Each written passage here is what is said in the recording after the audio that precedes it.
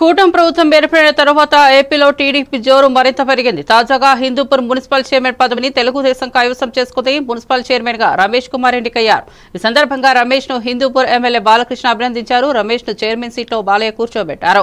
నిర్వహించిన మీటింగ్ లో టీడీపీకి అనుకూలంగా 23 ఓట్లు, వైసీపీ అభ్యర్థి వెంకటలక్ష్మికి 14 ఓట్లు పడ్డాయి.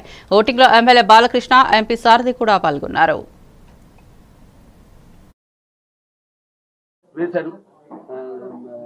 ప్రతి పాత్ర ఒకలాగే నాకు ఛాలెంజ్ గా ఉండేది. నాకు ఎవరు ఛాలెంజ్ కాదు, నా పాత్రే నాకు. ప్రతి పాత్ర ఛాలెంజ్ నాకు. ఆ ఛాలెంజ్ లో నాకు నేనే అంతకంటాను. ఏంటి వీటికి అంతా తెలుసు అనుకుంటారు కొంతమంది. నన్ను చూసి నాకంటే తెలుసుకునేంత గొప్ప విద్య వేరేది లేదని నేను అంటాను.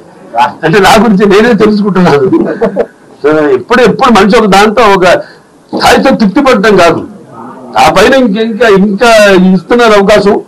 దాన్ని ఇంకా ఎలా మనల్ని మనం బదులు పెట్టుకోవాలి అన్న ఒక తపన ఉండాలి. ఆ తపనే నన్ను నడిపిస్తుంది. అదే పుణ్య దంపతులు అమ్మగారు, నాన్నగారు ఆశీస్సులు, ఆ కళమ్మ తల్లి ఆశీస్సులు, ప్రేక్షక దేవుల ప్రోత్సాహం. తప్పకుండా అండి, వస్తుంది కూడా.